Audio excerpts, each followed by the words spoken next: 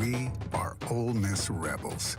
As Mississippi's flagship university, we dig deeper, see farther, work harder. We pioneered human organ transplants. We helped prove Einstein's theory of gravitational waves. We are conducting life-changing research that solves the problems of today. We are Ole Miss, transforming lives and the world.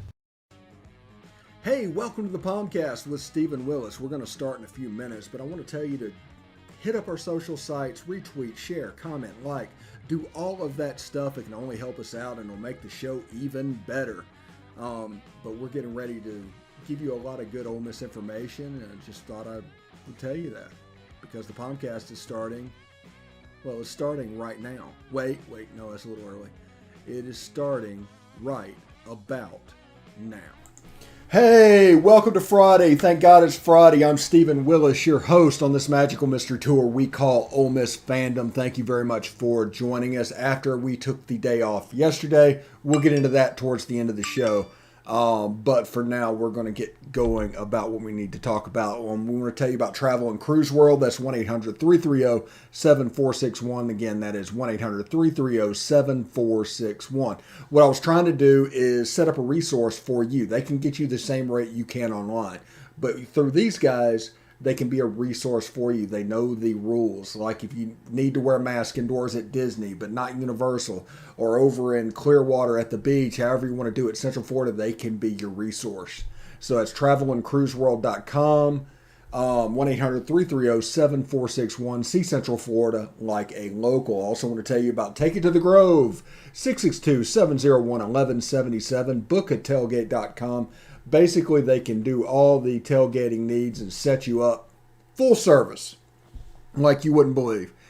You can go in there and they'll store your tailgating stuff. They will rent you what you need. They'll put a TV in there. They will pick up your catering if you need them to. But that is bookatailgate.com. They have single game, rest of the season packages. Give them a call, 662-701-1177. If you want to watch the show, you can catch us on Twitter at @TheStephenWillis or at Old Positively. You can catch us on Facebook at facebook.com/POMcast. You can catch us on YouTube at Positively Ole Miss. Be sure to subscribe and hit the bell. Now, this is the best notification service out there. So you'll know not only that we're streaming, you'll know what we're streaming about, and you can determine about your interest. No matter how you watch or listen to it, it is good to subscribe to the YouTube channel for that purpose. They're second to none notification-wise, so do that. And also catch us on Twitch at Positively Ole Miss, all one word, all lowercase. Down below are our podcasts. You can hear the audio-only version of the show. Search Positively Ole Miss on whichever podcatcher you're on. Leave a 5-star review. You can say whatever you want to say, but that is available for you as well. So that's, pretty fired up. So we got through that in 2.5 minutes. That's pretty freaking awesome. Today on the show, we are going to talk about how we can put the finishing touches on LSU. We'll do lines, how they shifted over the week. We'll also show you the uniform that Ole Miss is set to wear this weekend. We'll also, talk about my situation, why I missed yesterday. I'll let you know what's going on there. Nothing urgent is going on. Everything happened yesterday that was expected. Yesterday, though, I was just exhausted. You didn't realize how much stress your body was under until you got the word and it just released. I just crashed. So that it prevented us from doing the live stream preview that you have become accustomed to. So sorry about that. But I just needed a couple hours just to close my eyes. I was worn out. Yesterday was an ordeal. The chat is open. You can't see the chat, but the chat is open. The way you can comment on it is just comment on your live stream. The bot will put it in my chat window, and I'll be able to see what's going on, no matter if you're watching on YouTube, Facebook, Twitch, or Twitter. So do that, and I'll try to respond to that pretty quick. Look at that. That's pretty great, isn't it? So we'll do that. And we will get rid of that. Okay. Forgot to take that out. All right. Let's see what's going on. LSU game. Now, everybody is curious what they're going to see from LSU this weekend, and they should be, honestly, because you're dealing with a lame duck coach, and we've all seen games where a lame duck coach happens. The Louisiana Tech game in 2011 immediately comes to mind. It wasn't really over the way it was, but the Mississippi State game in 2007, not necessarily a lame duck game.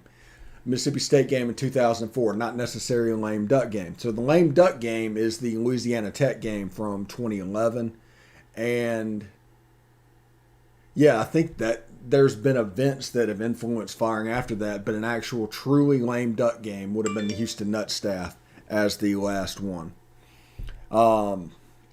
And that presents an interesting thing to players. They know there's nothing to play for. There's no threat to you. I mean, you can be a bully all you want, but if they lose respect that you can actually do anything or affect their livelihood in any way, it's not really going to work. And so I'm expecting a game to where if Ole Miss can just jump from the jump, just jump on LSU and make it a 2-score game, it's going to snowball on them pretty quickly. I think that's going to happen because you have Alabama in 2 weeks for LSU. You have Arkansas the week after that, although without Jalen Catalon. And you still have Texas A&M on the schedule. So, I mean, it could all snowball pretty quickly. But this is a game where Ole Miss hopefully can jump on LSU. Now, I expect Matt Corral to be back to his old self. I do expect them to protect Matt Corral a little bit more. And by doing that, Matt Corral is always going to play the quarterback a certain way. The way to protect him is to take the ball out of his hands. So I expect John Rice Plumlee to have 2 or 3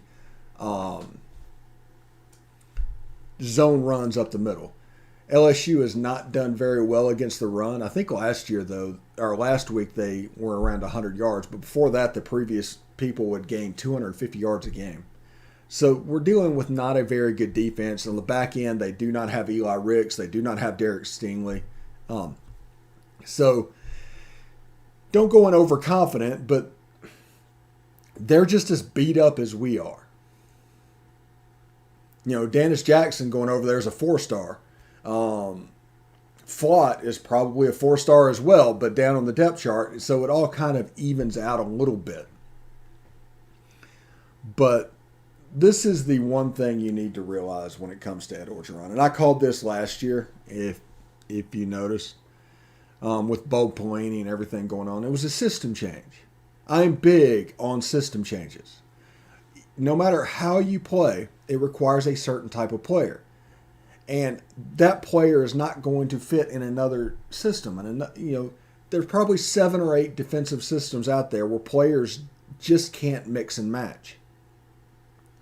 And when Coach O decided to go to a 4-3, which is what he's familiar with as a defensive line coach, the 4-3 aggressive nature stuff that he wanted to bring in with Bo Pelini, those big 5 eyes and nose guards and 250-pound linebackers that LSU had, all of a sudden, they were at a disadvantage positionally in that defense. You might have good players, and they might be able to run pretty well. But you go from asking a player to really control the A and the B gap to go sideline to sideline. So that's a problem. I mentioned that last year in regards to Ole Miss's defense. They were better with the Mike McIntyre system in 2019 because they weren't asked to do so much. Momo Sanogo, Lakeith Henry, they were excellent A-gap and B-gap players. Whenever they didn't have to go very far, they were excellent. But whenever you asked them to go sideline to sideline, it became a problem. Whenever they were the scrape guy. So that is something to keep in mind. So the defense at LSU, they're still going through that. They still have 3-4 personnel. It's a little bit better than it was last year, but not much. And the defense is struggling because of it, and it's entirely because of the system change, and it's because people assume there's only one type of football player. There's only one football player. That's the reason there's one set of high school rankings for recruiting. There's one set of rankings. Even though a kid could be a 5-star in a pro-style offense, and he would be a horrible player in a wishbone, flexbone system. All these things happen in college football, but the rankings have to be done it's a made for the TV moment, made for media moment. Now, and I say that, you generally, you can use rankings as a guide. You can see the stars that I have up on the screen from time to time whenever I pop up there. Yeah, I do that. But understand that there's probably 10 to 12 actual real rankings of players in the country. And they're not doing them. They're only doing one. It goes back to that Mel Kiper system back in the early 80s, to where everybody was playing the same football and everybody was, there was a set schedule of what was needed at each position, and you could rank those guys. Now you can't do that. You can't really do that in college football. And you can look at it for maybe an encouragement that things are going well. Now, because everybody can see a 5-star. There's not a person out there that can't judge a 5-star.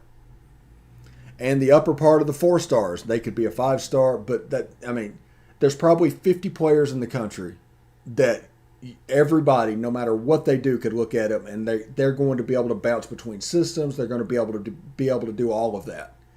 And those guys are different than the next set, because if you take a step down, the system matters. And especially once you get down into the 3-stars, the guys that in high school might be playing wide receiver in a wing T system, and you really have to project and do evaluations on them.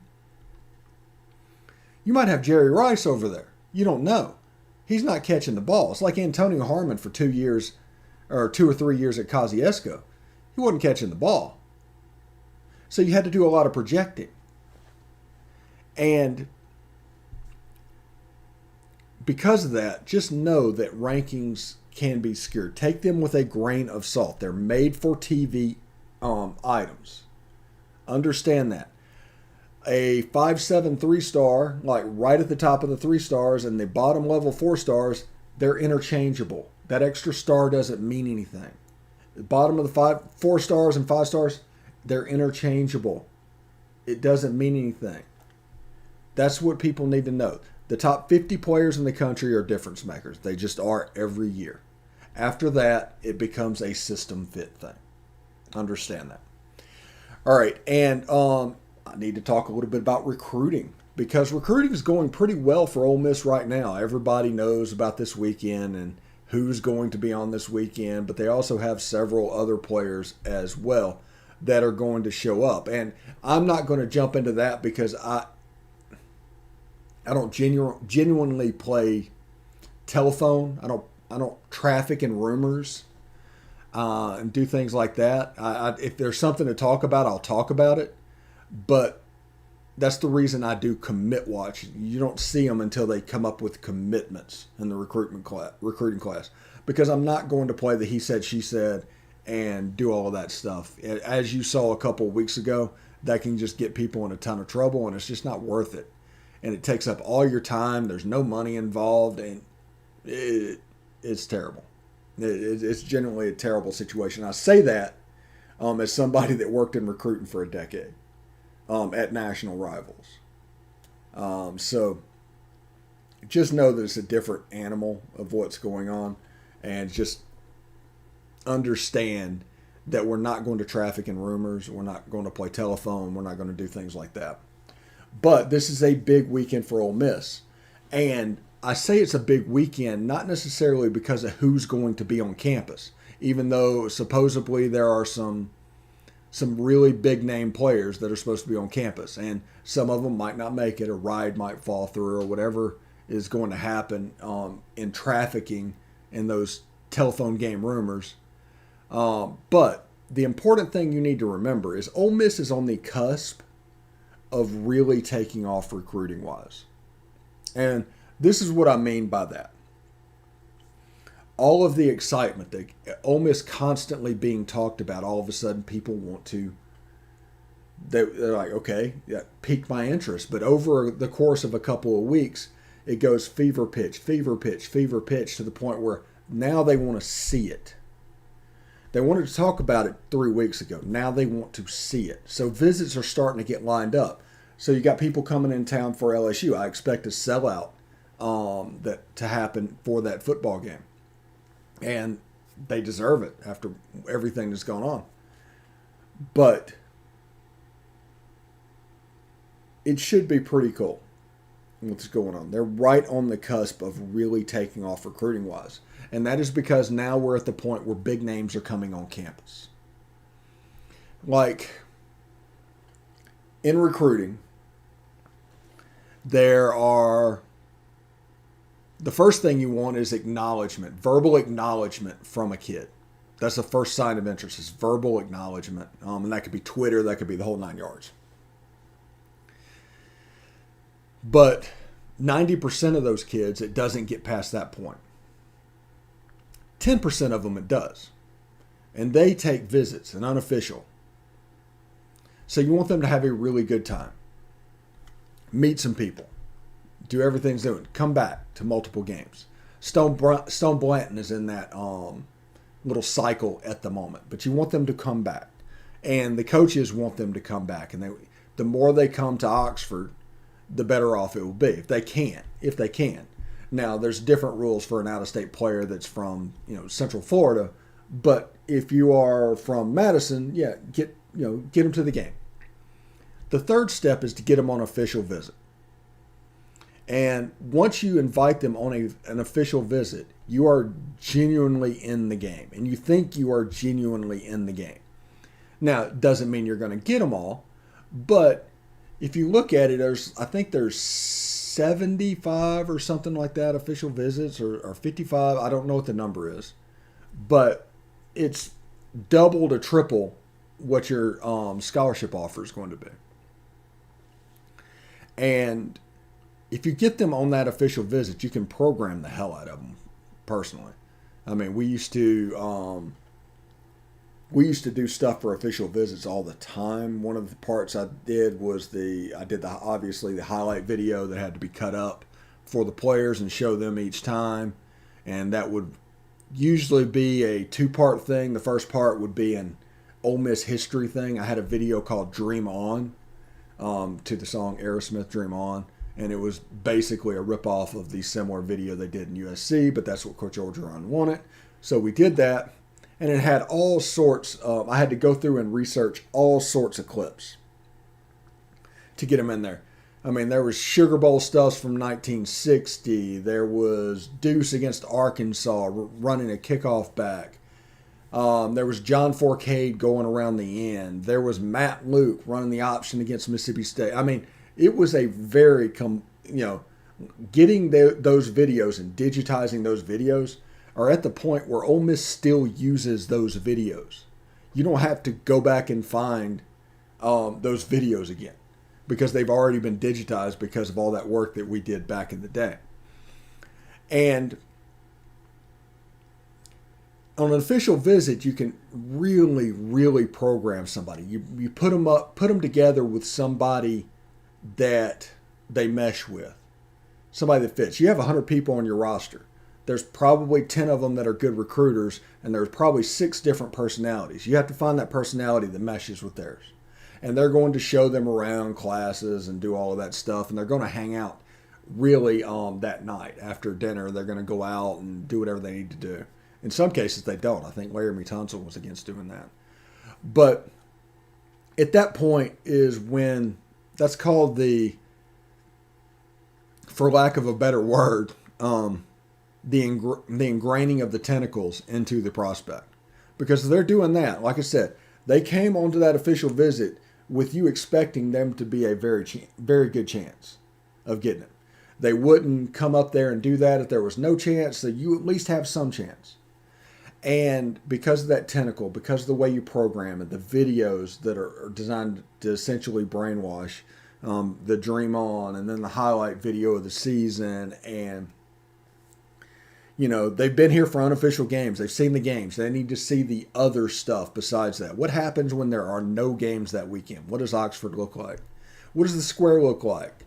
And because of that official visit after that, that's the reason after there's such a huge bump, because it really is a weekend. It's a 48-hour period of just programming them. And that's family, that's players, that's the whole 9 yards.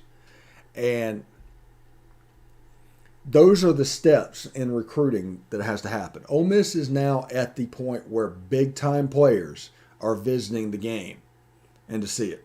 So the next step before you do that is to get them to come back and then to get them on an official visit. So this LSU game's huge. This Texas A&M game coming up in a couple of weeks is going to be even more huge. That's what this means, and that's how they handle official visits. Now, I've cut up thousands of hours of tape, and this was all before huddle and the whole 9 yards. And I did so much stuff in regards to recruiting that it just basically I walked out of Ole Miss and into Rivals. Like, just boom. I got the job basically with a phone call. And, you take that knowledge that you come into on that side of the house into the media side with what's being told. And a lot of times they're more guarded. When you get an answer from somebody that's a national recruiting analyst, you're sure there's a relationship, but that's not what they're telling the coaches. Understand that. They're being more real with the coaches. They have more of a relationship with the coaches. They are being more guarded with the people that are trying to interview them. In some cases, it gets out of hand. Like when Jevin Sneed was coming to Oxford, James Bryant stalked me around Walmart, literally peeking around corners to try and find out what's going on with Jevin coming to Ole Miss. And, yeah, it was an absolutely bizarre thing. So recruiting is starting to pick up, starting to take off. We're at the point where we're trying to get them back so we can get them on an official visit. And if we get them on an official visit, we have to feel pretty good. That's the way this goes. Even with signing day in December, we have to feel pretty good. So there's that. LSU's in the barn. Hayes in the barn. Recruiting's going quite well. Now, before we get started, and I'll tell you what's going on with me. Here are the betting lines for the week. This is the update. And you can see that there have been some movement. Absolutely has been some movement. I'm trying to find it on mine. Just a second. I know this is a little bit too relaxed, but whatever. Ole Miss opened as a 12-point favorite. Well, that was through Circa, by the way. Their lines are always a little bit off. And because of that, they're a 9-point now. The other places, it wouldn't have opened up at exactly that same amount. The line now is down to 9 points according to the VI consensus. You can get it for as low as 7.5 at FanDuel. And you can get them as high as 9.5 at MGM. So that is pretty cool. South Carolina and A&M, it opened at 19. It's up to 20.5 consensus. The line's kind of not too volatile. Not too volatile line. And then you have Mississippi State opened at 23. It's down to 20.5, which makes sense because I don't know if Mississippi State's 23 points better than anybody. That's a game I expect them to win, but I expect them to win by 10-14.